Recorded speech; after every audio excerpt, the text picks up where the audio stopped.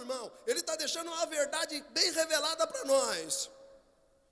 E é tão sério, quando começa um encontro com essa palavra, com essa direção, que ele vai dizer que nós temos uma batalha espiritual pela frente. Amém, irmão? É uma batalha, não é uma diversão. Fala para o seu irmão, não é diversão. Fala para o seu irmão, não é entretenimento. Fala, não é entretenimento. E principalmente esse ministério. Deus não levantou esse ministério para entreter ninguém. A arte cristã não é para entreter. Amém, irmão? E aí ele vai dizer que precisamos resistir às ciladas.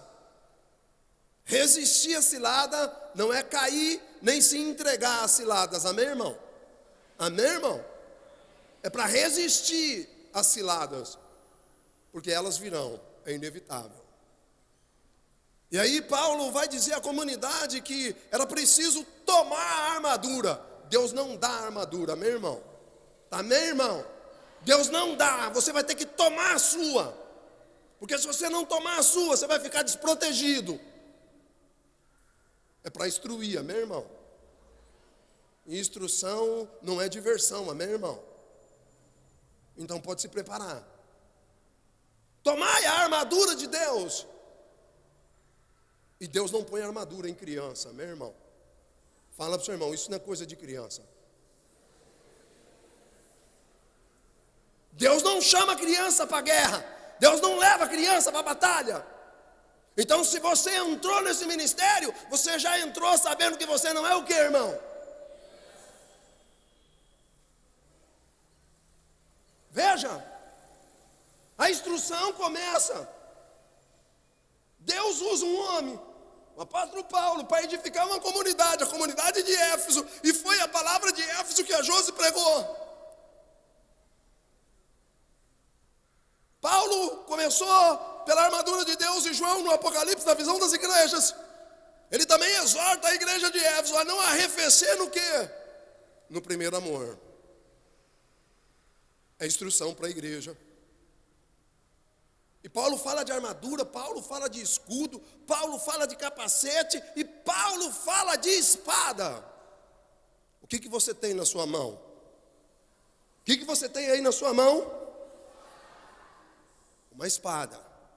Fala para quem está do seu lado, Deus não põe arma na mão de criança.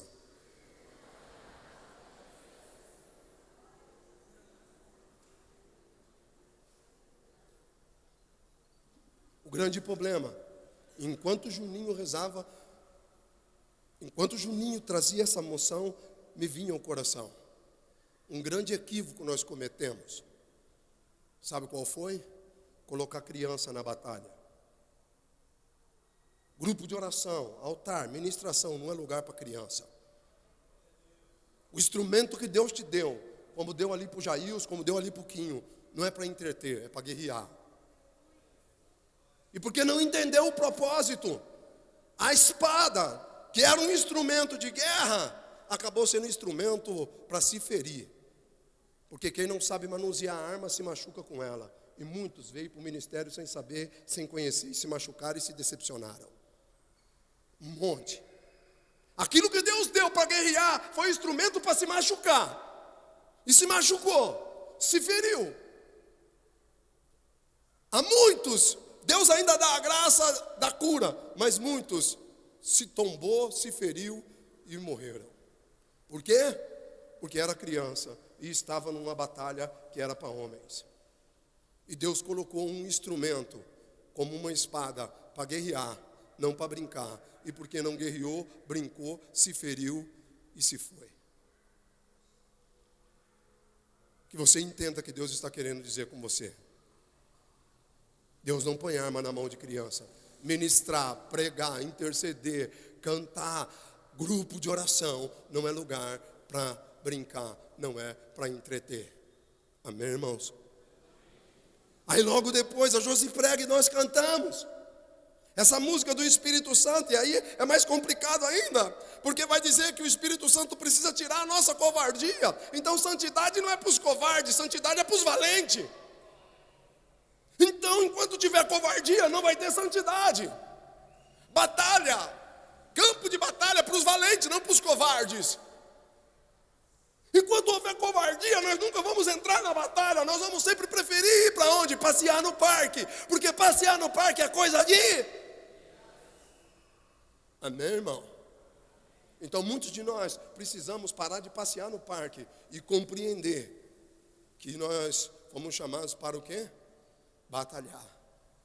Toda noite, o meu grupo de oração é terça-feira. Toda noite, terça-feira, nós somos convocados, todos os irmãos e irmãs, chamados por Deus, por vocação e missão, a saber que aquela noite é uma noite de batalha, não é uma noite de entretenimento. Nós não estamos ali para motivar ninguém. Nós estamos ali para revelar algo a alguém. Por isso, irmão, se o nosso entendimento não for transformado, nós não vamos compreender. Nós não somos turista. Fala para o seu irmão, você não é turista. Fala, você é peregrino. Turista gosta de viagem. Peregrino permanece no caminho. Fala para o seu irmão, para de viajar, irmão. Fala, para de viajar, irmão. Se liga, mano. Um monte de irmão viajando aí, ó. Peregrino, ele permanece no caminho de volta para casa. Nós não estamos viajando, amém, irmão? Nós não fazemos turismo aqui. Grupo de oração não é lugar de turismo. Grupo de oração é lugar de peregrinação. Nós estamos voltando para casa. Agora, se não entender esse propósito, vai continuar fazendo o que, irmão? Viajando como criança. E quantos de nós viajando, irmão? Quantos de nós viajando, irmão? Por isso Paulo falou, olha, o que foi escrito para instrução. O que nós cantamos é instrução. O que nós oramos é instrução, irmão. Você prestou atenção nessa canção que você cantou? Tira a minha mentira, o meu engano.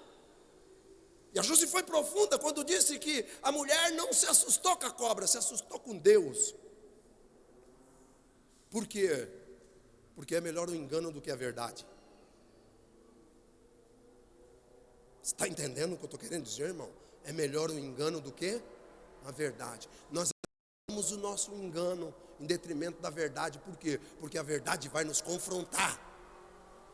A verdade vai revelar quem a gente é. A verdade vai trazer à tona a imagem equivocada que nós criamos de nós mesmos. Por isso nós precisamos de instrução. E sem instrução, nós vamos continuar meninos e meninas. E Deus não manda menino e nem menina para a guerra. Não é questão de idade. Está entendendo o que eu estou querendo dizer, irmão? Eu tenho 53, talvez você esteja 15. A mesma arma que Deus colocou na minha mão está na sua. Então a mesma responsabilidade que eu tenho, você tem. Essa história, não, o jovem, nada disso. Maria era jovem e a mesma responsabilidade que José teve, Maria teve. Então não tem distinção de idade. Tem responsabilidade e encargo de missão. Amém, irmão? Não vem com essa conversinha não, ele é jovem. Então se você é criança, você não devia ter colocado a mão na arma, irmão. Abra sua Bíblia comigo no Evangelho de São João, capítulo 4. Para nós entrarmos no tema que nos foi proposto. Essa conversinha de que um negócio com o jovem é diferente. Não, o evangelho não tem diferença de idade. O evangelho que era para Simeão, era para Ana, era para José e era para Maria. No evangelho não tem café com leite, amém, irmão? Fala para o seu irmão, não tem café. Quem tem mais de 50 sabe, né? Não sabe o que eu estou querendo dizer. Fala, não tem café com leite no evangelho. No meu tempo, eu sou velho. Aqueles de um falam, esse aí é café com leite, esse é café com... Não. No evangelho não tem café com leite. No evangelho tem responsabilidade. O evangelho dá responsabilidade para a mãe, o evangelho dá responsabilidade para o pai, e o evangelho dá responsabilidade para os filhos. Amém, irmã Edna? Então o que tem no evangelho? Responsabilidade para todos. Amém, irmão? Pergunta para o seu irmão, você é responsável? Vamos dizer, você é responsável, irmão?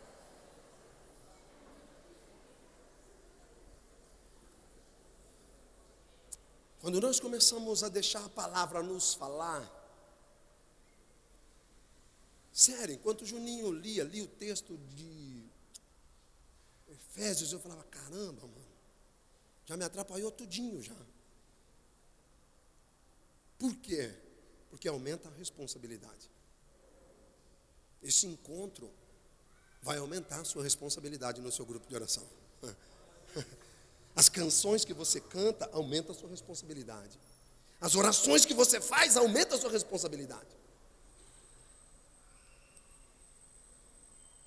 Padre Antônio Vieira, um padre que viveu no ano de 1600 aqui como missionário no Brasil, ele tem uma frase que é terrível. Ele diz o seguinte: se tudo que nós sabemos a respeito dele, nós não aprendemos, significa que nós não sabemos nada. Amém, irmão? Se tudo que nós sabemos a respeito dele, nós não aprendemos, não sabemos nada. Tudo que você sabe a respeito de Jesus, você já aprendeu? Sim ou não? Sim ou não? Esse silêncio é não, já sei, não. Então significa que você não aprendeu nada. Nós sabemos falar dele, mas não vivemos como ele. Nós sabemos pregar para ele, mas não vivemos como ele. Nós sabemos cantar para ele, tocar para ele, mas não vivemos como ele. E João escreve: se não vivemos como ele viveu, não vivemos. Estamos aí do que, irmãos? Mortos.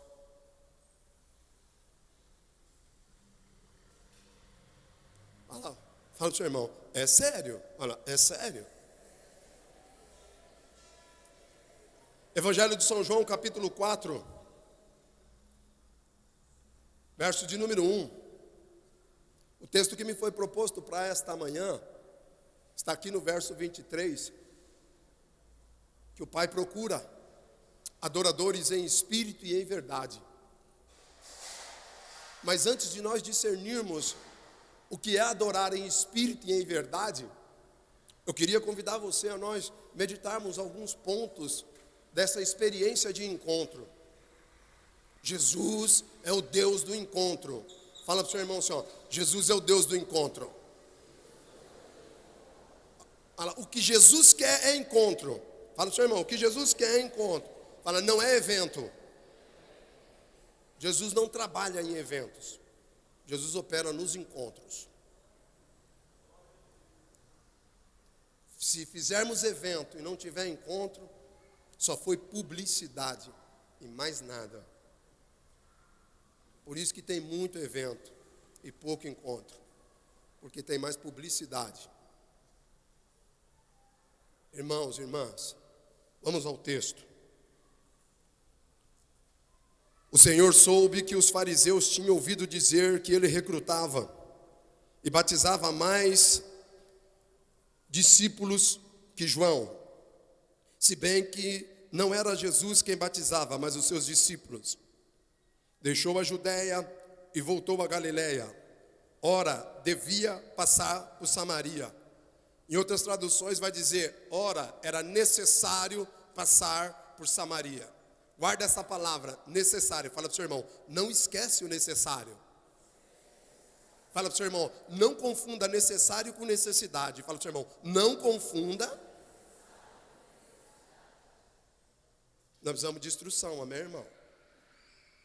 A sua necessidade está ligada à sua existência humana e terrena, que tem prazo de validade. O necessário está ligado ao propósito, que é eterno. O grande problema nosso é que, sem instrução, o nosso entendimento não é transformado. E sem o entendimento transformado, nós não vamos entender a nossa peregrinação. Nós vamos continuar fazendo a nossa viagem.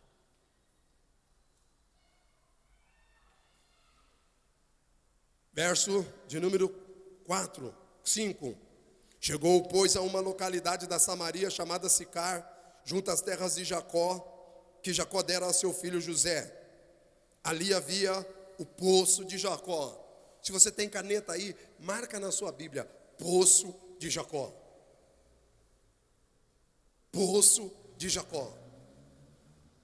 E Jesus, fatigado da viagem, sentou-se à beira do caminho, sentou-se à beira do poço. Era por volta do meio-dia. Verso de número 7. veio uma mulher da Samaria tirar água. Anote na sua Bíblia também, tirar água. Pediu-lhe Jesus: dá-me de beber, pois os discípulos tinham ido à cidade comprar mantimentos. Aquela samaritana lhe disse: sendo tu judeu, como pedes de beber a mim que sou samaritana? Pois os judeus não se comunicavam com os samaritanos. Verso 10, respondeu-lhe Jesus: se conhecesses o dom de Deus, e quem te diz, dá-me de beber, certamente lhe pedirias tu mesma, e ele te daria uma água viva. Anote na sua Bíblia, água viva. A mulher replicou: Senhor, não tens como tirá-la, e o poço é fundo. Anote também, poço fundo. De onde tens, pois, essa água viva? És porventura maior que o nosso pai Jacó, que nos deu este poço, do qual ele mesmo bebeu, e também os seus filhos e seus rebanhos? Respondeu-lhe Jesus: todo aquele que beber desta água tornará a ter sede, mas o que beber da água que eu lhe der, jamais terá sede. Anote aí, água que eu lhe der.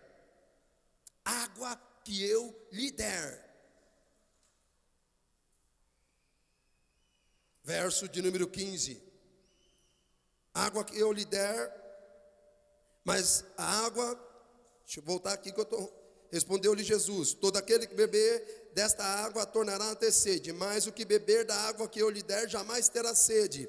Mas a água que eu lhe der virá a ser nele fonte de água que jorrará até a eternidade. Anote aí, mas a água que eu lhe der virá a ser nele. Fala pro seu irmão aí, ó, ser nele. Grave isso, irmão, porque esse é o centro do entendimento da adoração. Ser nele. Pessoa, gente. Aqui é um relato de um encontro relacional. E para falar de adoração, nós vamos falar de relacionamento. Adoração é se relacionar com. Veja, era um encontro particular. Até os discípulos saíram, ficaram Jesus e a mulher. Não era uma adoração coletiva, era uma adoração no secreto, individual, particular. Preste atenção, não era coletiva, era particular. Vai dizer que a água ia se tornar nele uma fonte. A água ia se tornar nele uma fonte. Verso 15, a mulher suplicou: Senhor, dai-me desta água para eu não ter mais sede e nem vir aqui tirá-la. Disse-lhe Jesus: vai, chama teu marido e volta cá. A mulher respondeu: não tenho marido. Não tenho marido. Disse Jesus: tem razão em dizer que não tem marido. Tivesse 5 e o que tens agora não é teu. Nisso dissestes a verdade. Senhor, disse a mulher, vejo que és profeta. Os nossos pais adoraram nesse monte, mas vós dizeis que é em Jerusalém que se deve adorar. Jesus respondeu: mulher, acredita que vem a hora em que não adorareis o Pai, nem neste monte, nem em Jerusalém. Verso 22. Vós adorais o que não conheceis. Isso foi o mais terrível que eu li. Como se adora quem não se conhece. Adoração falsa é adorar a Deus sem conhecer a Deus. Não existe adoração sem conhecer o objeto da adoração, que é o Senhor. Por isso que a adoração muitas vezes é vã e vazia. Porque se adora quem não se conhece. Essa era a adoração dos samaritanos. Aí Jesus olha para ela e fala: nós adoramos o que conhecemos. Pergunta para o seu irmão: você conhece quem você adora? Você conhece o Senhor? Você conhece Ele? Provoca Ele para mim e fala: você conhece o Senhor, irmão?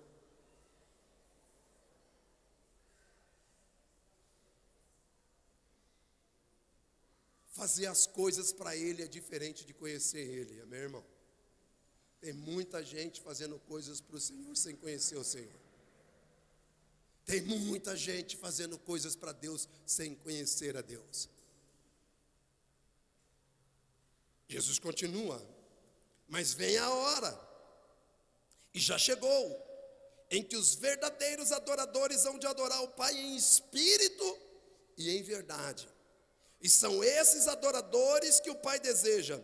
Deus é espírito, e os seus adoradores devem adorá-lo em espírito e em verdade. 25, respondeu a mulher, sei que deves vir o Messias, o que se chama Cristo. Quando, pois, ele vier, nos fará conhecer todas as coisas. Disse-lhe Jesus, sou eu quem fala contigo. Palavra da salvação. Irmãos, o texto por si só já instrui. A palavra por si só já fala. Agora, depende de cada um a abertura de coração para permitir que essa palavra o instrua. Ela é rica de simbologias. Mas eu quero focar aqui, irmãos, para nós falarmos de adoração, nós precisamos entender que adoração é uma relação íntima, particular com Cristo. Amém, irmão? É pessoal. Sim, nós estamos num ambiente coletivo, mas é na sua particularidade que você precisa adorar. E essa é a grande tentação nossa. É interessante que no capítulo 3, Jesus tem uma conversa com Nicodemos. E Nicodemos vem trazendo alguns elogios, mestre, o senhor, todo mundo sabe que o senhor é um homem vindo de Deus, ninguém faz o que o senhor faz se não fosse vindo de Deus. Jesus olha para Nicodemos e fala assim, deixa eu falar uma coisa para você, rapaz. Necessário vos é nascer de novo. Jesus deixa de lado os elogios de Nicodemos e joga na cara dele, necessário. Nós vamos trabalhar aqui o necessário, meu irmão. Não as suas necessidades e nem as suas carências, amém, irmão? Amém, irmão? Jesus trabalhou o necessário na vida de Nicodemos. E trabalhou o necessário através do quê? Da água e do Espírito. E é interessante que Nicodemos era mestre e não entendeu. E Nicodemos não entendeu o necessário. Nós temos dificuldade de entender o necessário por causa da nossa necessidade e da nossa carência. A adoração é o necessário. O resto é secundário. Mas por causa da nossa necessidade e da nossa carência, nós não conseguimos entender o necessário. Jesus sai do capítulo 3 e entra no capítulo 4. Ele está falando com um mestre, com um rabino, com um doutor da lei. Agora ele vai falar com uma ignorante, uma mulher de vida fácil. E o mesmo necessário para o mestre era o mesmo necessário para o ignorante. Amém, irmão? Amém, irmão?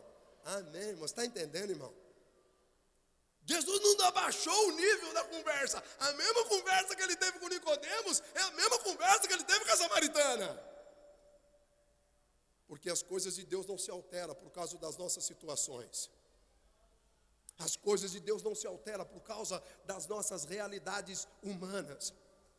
Deus continua no mesmo padrão, amém, irmão? Fala assim, o padrão não baixou. Fala para o seu irmão, o padrão não baixou. Fala, foi você que relaxou. Fala para o seu irmão, foi você que relaxou. Irmão, o padrão não baixa, irmão. O problema somos nós. O padrão do evangelho continua o mesmo. A excelência de Deus continua a mesma.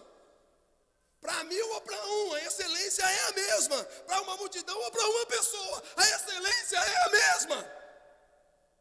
Mas o problema é que nós vivemos divisão. Então parece que quanto maior for o número, maior é a excelência. Não, irmão, a excelência se mantém, independente do número.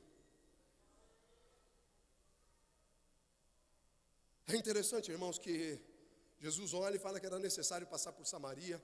E quando ele passa por Samaria, a Bíblia diz que lá tinha um poço. E lá Jesus para na beira desse poço. E os seus discípulos vão para a cidade comprar mantimento. E aí chega uma mulher para tirar água. Essa mulher chega para tirar água. E quem começa a relação é Jesus. Amém, irmão? Fala para o seu irmão, quem começa é ele. Falei, é a partir dele, não é a partir do que você faz. Falei, é a partir dele, não é a partir... Irmão, Nós não temos muito tempo para entrar nessas coisas, mas irmão, é a partir dele, não é a partir de mim. É a partir do operar da graça nele que a adoração vem. Não é a partir do que eu faço para ele vir. Vou repetir. É a partir da graça operada em mim que é a adoração. Não é a partir do que eu faço para ela vir. Porque se nós entendemos que é nós, porque veja, o que é a palavra? O Pai está procurando adoradores em quê? Em espírito. E depois em verdade. Então se é em espírito, não é carnal nem humano. Não é por performance, nem por competência, nem por capacidade. É por graça. Ninguém adora por performance. Ninguém adora por competência. A adoração é fruto de uma graça sobrenatural de Deus no coração do homem. Fora disso, nós fabricamos, cavamos poço. Amém, irmão? Amém, irmão? Você está entendendo onde isso vai parar, irmão? A mulher vem, Jesus começa. Então, é Jesus que começa, é Jesus que dá início, é Jesus que se coloca, é sempre a partir dele, não a partir do que nós fazemos para ele. Amém, irmão? É a partir dele. E aí Jesus começa, é Jesus que começa o diálogo, é Jesus que começa a relação. A relação não é eu com ele, é ele comigo. Isso é adorar. É ele comigo, não eu com ele. E Jesus começa a relação. Jesus dá o primeiro passo. Foi Jesus que deu o primeiro passo em direção a esse encontro. Foi Jesus que deu o primeiro passo em direção a essa relação que ele quer ter comigo e com você. Amém, irmão? Foi Jesus que quis. Fala para o seu irmão. Foi Jesus que quis. Mas o grande problema para a gente entender, para a gente compreender o que é adorar, são os impedimentos. Acompanhem comigo aí. Jesus fala tudo isso, começa a falar com essa mulher. E aí no verso 7 diz que ela pediu água, ela veio tirar água. E aí no verso 9, Jesus pede água para ela. E aí aquela mulher vai dizer assim, ó, sendo tu judeu, como pede de beber a mim? Veja, Jesus se relacionando com ela, sem nenhuma barreira. Sem a barreira dos preconceitos, das leis judaicas, dele ser judeu e ela ser samaritana. Não, Jesus rompe essas barreiras. Aí ela que coloca, veja, Jesus estava numa relação pessoal com ela. Aí ela coloca títulos. Aí ela coloca funções, samaritanos e judeus, obstáculos. Então, enquanto houver obstáculos, impedimentos, não vai haver relação de adoração. Enquanto nós não rompermos os obstáculos e os impedimentos, nós não vamos relacionar-se em espírito e em verdade com Jesus. Não são os títulos, é a pessoa. Você não veio aqui pelo título que você tem, você veio aqui pela pessoa e filho que você é. Amém, irmão? Daí começa uma relação. A nossa relação não é a partir das nossas funções. A nossa relação é a partir da nossa filiação. Amém, irmão? Amém, irmão? Minha esposa está aqui. A minha esposa não casou com o pregador. Minha esposa contraiu o sacramento do matrimônio com uma pessoa. Então a nossa relação é entre pessoas, não é entre dons. A mulher começa a trazer impedimentos. Mas aí no versículo 10, Jesus rompe com os obstáculos e diz: se conhecesses o dom de Deus, e quem é que te diz, dá-me de beber, certamente lhe pediria tu mesmo, e eu te daria água viva. Veja, ela no campo natural das funções samaritanas e judaicas, agora Jesus entra num diálogo sobrenatural, e aquele que estava pedindo agora diz: ó, eu estou pedindo para você, mas eu posso doar para você. Ela tinha água, Jesus tem água viva. Fala para o seu irmão, há uma diferença de água para água viva. O símbolo da água, qual é o símbolo da água para aqueles que estudaram? Na tabela periódica, a água é o quê? Eu sempre falo para os irmãos, para que serve a tabela periódica na vida de uma pessoa? Para nada, irmão. Só para repetir as pessoas de ano. Não é para nada, para nada, para nada. Ela falando de H2O e Jesus falando de água viva. Veja que a conversa dela era no campo científico, natural, e a conversa de Jesus era no campo espiritual, sobrenatural.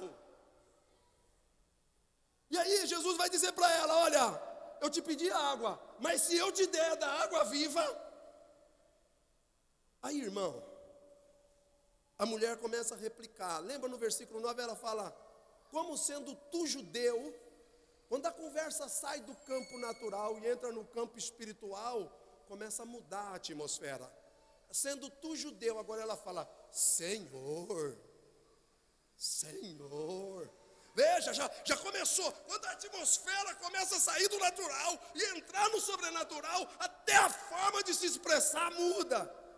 Fala: está entendendo, irmão? Está entendendo, irmão? Ela olha e fala: Senhor, não tens como tirá-la, pois o poço é fundo. O seu coração é um poço fundo. Amém, irmão? Saiba, o coração do homem é um poço fundo. E não tem como tirar água de um poço fundo. Ela olha para Jesus e fala: você não tem recurso. Veja, irmão, ela olha para Jesus e fala: você não tem recurso. Eu tenho como tirar água, você não tem. E aí, irmãos, é interessante que ela fala: de onde tens, pois, essa água viva? Eu tenho recurso. Ela olha para Jesus e fala: você não tem. Jesus não trabalha com recursos naturais. Presta atenção no que eu vou dizer para você não ficar equivocado. Porque um balde é um recurso o quê? Natural. Eu posso ter um balde, sim ou não? Eu posso ter uma corda, eu posso fazer um sarilo. Quem tem menos de 50 nem sabe o que é um sarilo. Vai no Google para saber o que é um sarilo de poço. Não sabe. Eu tenho certeza que não sabe. Os meus filhos não sabem o que é um sarilo. Eles nunca puxou água. Só quem puxou água sabe o que é o sarilo e duro. Então veja, ela olha para Jesus e fala: você não tem nenhum recurso. E aí, de novo, irmão, veja, de novo, a samaritana vivia fazendo o quê? Comparação. Aí ela quer falar: você é maior do que o nosso pai Jacó? Olha, ela fala: por acaso você é maior que o nosso pai Jacó? Lembra o que você falou da competição? Ela olha para Jesus e entra no campo da comparação e da competição. O Arcanjo é melhor, o Juninho é melhor, o irmão Divaldo é melhor. Nós começamos a comparar a partir das pessoas e não enxergamos que é a graça nas pessoas, não as pessoas. É a graça de Deus nas pessoas, não as pessoas. Veja, irmão, o grande problema é que nós olhamos para as pessoas, para o tempo de casa. A Josi 21, eu tenho 28, patente alta. Nós começamos a olhar para a roupa que o homem veste, não para o coração que ele carrega. O Naamã chegou diante de Deus como general. E o profeta tirou a roupa dele e falou: vai se banhar nu no Rio Jordão. Sabe o que Deus veio fazer aqui, irmão? Tirar essa roupinha que você está se escondendo atrás dela. Desnudar você, para você entender que adorar em espírito e em verdade é simplesmente se desvestir da fantasia que nós fizemos. Deus começa a olhar para a samaritana e começa a olhar para ela e fala assim: irmã, então você quer entrar num diálogo mais profundo? Vamos lá então. Se você acha que eu sou menor que o seu pai Jacó, que te deu esse poço. Respondeu-lhe Jesus: todo aquele que beber desta água tornará a ter sede. Presta atenção numa coisa: todo aquele que beber desta fonte natural voltará a ter sede. Por isso que a fonte que Jesus quer trabalhar não é natural, ela é sobrenatural. Enquanto nós estivermos conduzindo a nossa vida em Deus, quer seja na nossa vida pessoal, particular, ministerial, de forma natural, nós vamos estar sempre morrendo de sede. Você quer ver uma coisa aqui, irmão? Por favor, não é pegadinha, não é nada assim, ó. Você é uma pessoa que busca o Senhor. Quem busca o Senhor, levanta a mão aí e diga, eu busco o Senhor. Então você está equivocado, irmão. Porque a Bíblia diz assim, ó, Isaías 55, verso de 5 a 8. Buscai o Senhor enquanto Ele se deixa encontrar. A partir do momento que a gente encontra, termina a busca e começa o seguimento. Você está buscando ou seguindo Jesus, irmão? Se você está buscando Jesus, você está perdido. Então você nunca vai adorar. Como é que você vai adorar alguém que você ainda não encontrou? Como é que pode haver adoração para alguém que não encontrou o objeto da sua adoração? Nós só podemos adorar aquele que nós estamos seguindo. Então, irmão, preste bem atenção. Você veio aqui para ser instruído. Instrução fere. Amém, irmão? Jesus vai ferir você, bonitinho. Amém? Se você veio aqui para ser confortado, quer dizer para você, você está no lugar errado. Aqui você vai ser confrontado. Aqui é lugar de confronto. Ninguém pode ir para a guerra confortado. Quem vai para a batalha para experimentar conforto? Nós vamos para a batalha para quê, irmão? Para encarar o quê? O confronto. Preste atenção, por favor. O texto está dizendo, é o texto que está dizendo.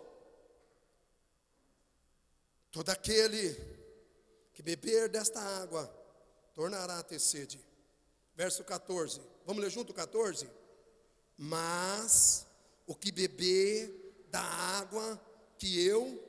Para aí, irmão. Fala, é da água que ele dá, não da água que você tira. Aqui está o centro da adoração. O centro da adoração é a água que Deus dá, não a forma que você aprendeu a tirar. Adorar não é tirar água de pedra, meu irmão. Adorar é fluir água nas pedras.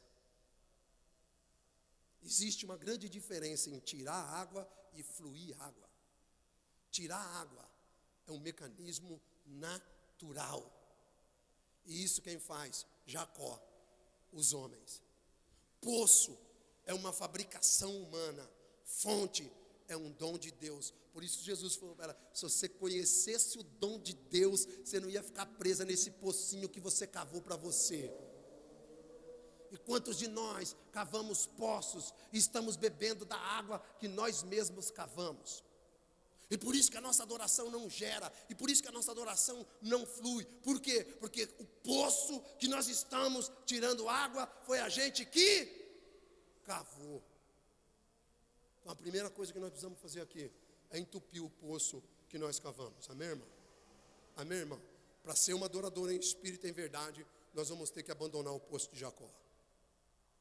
Enquanto você continuar bebendo dessa aguinha natural, você vai continuar morrendo de sede.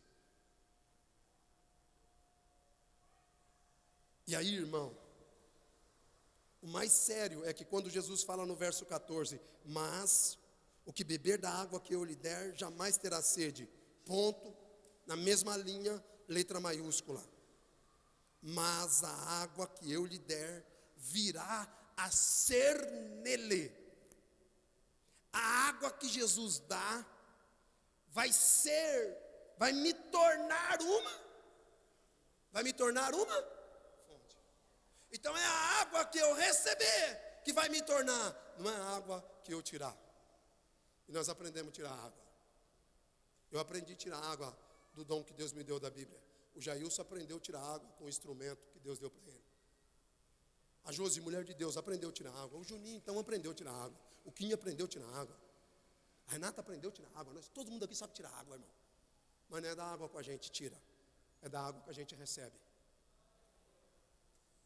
Os adoradores em espírito e em verdade, não tiram água. Eles recebem água. E uma vez que eles recebem água, eles deixam de ser poço e se torna fonte. Nós precisamos deixar o poço e se tornar o que, irmãos? Fonte. Aí vai ter adoração. Não existe adoração de poço. Adoração de poço é falsa. Toda a água que eu tiro, irmão, por favor, a gente gosta de ver, eu preciso ser muito concreto aqui. A gente vê esses grandes espetáculos, luzes, instrumentos, nós vemos aquilo e falamos, nossa, que momento de adoração. Adoração de poço é coisa de momento. E adoração em espírito e em verdade não é de momento, é contínua. Deus não é Deus de momento. Então o que nós criamos? Momentos de adoração. Então momentos de adoração é poço de Jacó. E se é poço de Jacó não é fonte. E se não é fonte, é falso. Tem luzes, tem vozes, tem instrumento, tem tudo. Mas não conhece a Deus. Irmão, se não conhece a Deus, pode ter partitura, pode ter tom, pode ter instrumento, pode ter acorde, pode ter tudo, mas não tem Cristo. Tem acessório, mas não tem essencial. Irmão, quanta adoração com acessórios. É muito acessório sem essencial. Então uma adoração que impressiona, uma adoração para se exibir, mas que não gera. Veja, era Jesus e a mulher, na medida que Jesus ia falando, ia sendo gerado nela. Então a adoração em espírito e em verdade gera, não entretenha, meu irmão. Irmão, nós não vivemos de momento, nós não precisamos de momento, meu irmão. Caminhada de momento tem prazo de validade, adoração de momento tem prazo de validade. Irmão, é perigoso uma adoração de ambiente.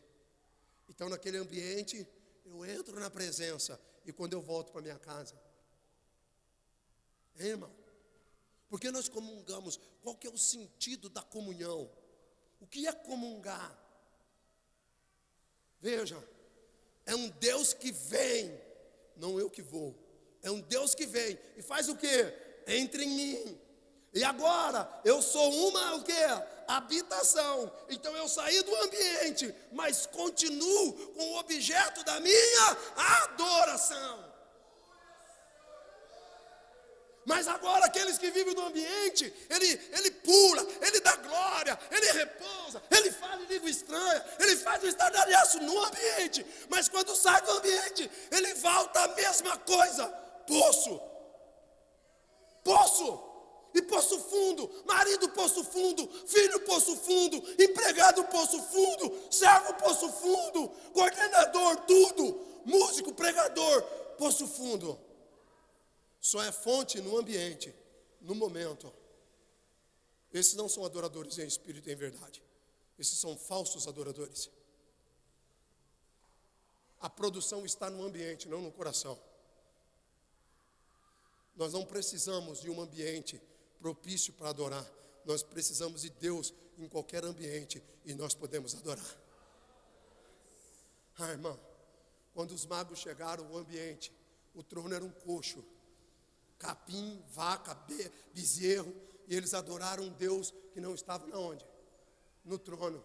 Eles adoraram um Deus que estava no coxo. Depois, mais tarde, João adorou um Deus que estava na onde? No trono. Então, ou no coxo ou no trono, o objeto da adoração é a pessoa de Cristo, não o ambiente que a gente cria, não o pocinho, um pocinho decorado com pedra, com luz, com instrumento, um poço cheio de coisa, mas sem a água viva, não gera adoração em espírito e em verdade. O Senhor está querendo nos levar de volta para a fonte, mas para ir para a fonte nós vamos ter que entupir os nossos poços. E tem até algumas músicas que falam que é para desentupir os poços. Eu não consigo entender isso, mas glória a Deus. Não, nós vamos entupir esse poço de Jacó. Fala, meu irmão, vai entupir o poço. Fala, vai entupir o poço, entope o poço. Porque depois de Cristo não existe mais poço, só fonte. Depois de Cristo não existe mais poço. Amém, irmão? Poço fundo nunca mais. Fonte de água viva. Enquanto o meu coração não se tornar uma fonte de água viva, nunca ele vai encontrar adoração em espírito e em verdade na minha vida. Irmãos e irmãs, quero concluir isso, chamando a sua atenção. Porque nós temos uma grande tentação de ouvir as coisas e não praticar as coisas. Então quem ouve e não pratica, não ouviu, só escutou. E até um animal escuta. Então, por favor, irmão, preste atenção no que aconteceu aqui com essa mulher. Uma relação particular, um diálogo relacional, onde Jesus traz algumas verdades para ela.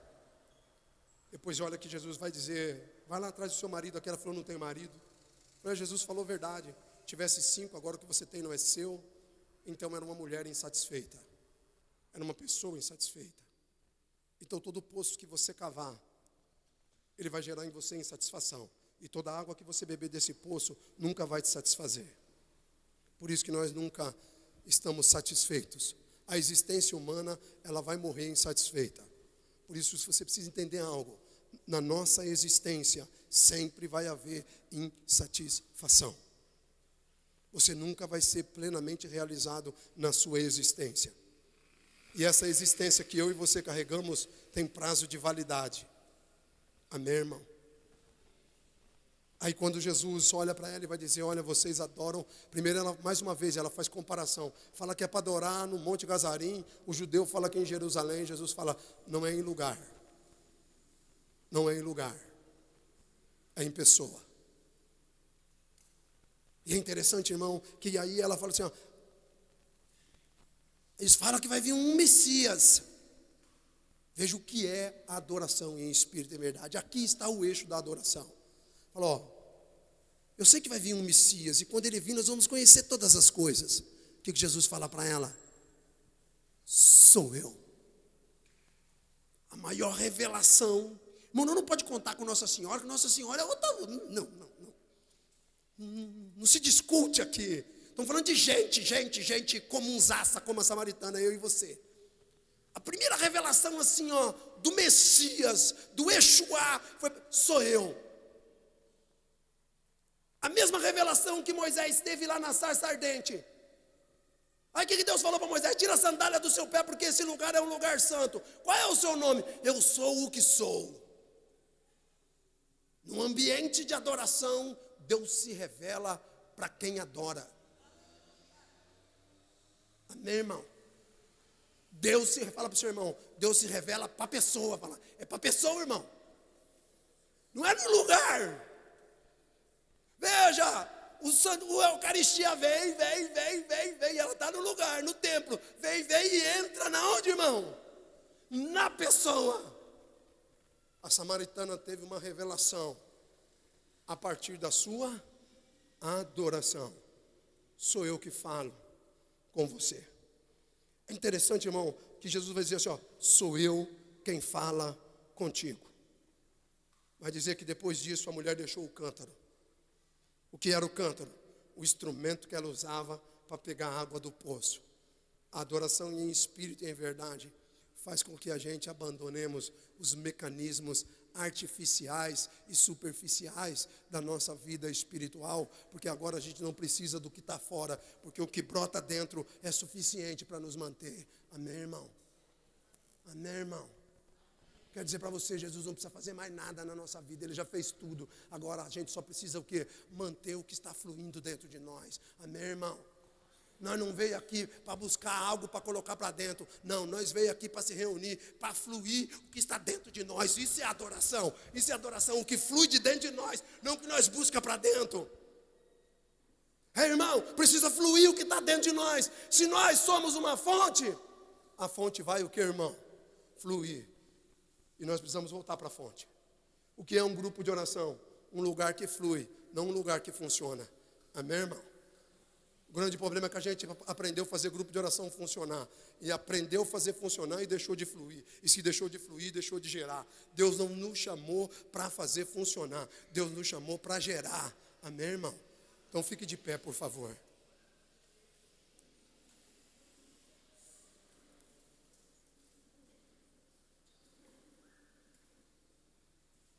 Fala para o seu irmão, a nossa arte não é para entreter. Fala para o seu irmão, a nossa arte não é para entreter.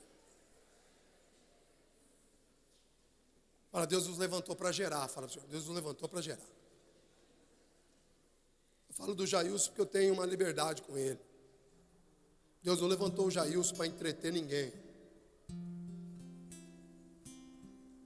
Não é entretenimento. Não é motivação. É para gerar. Eu tenho 4 filhos.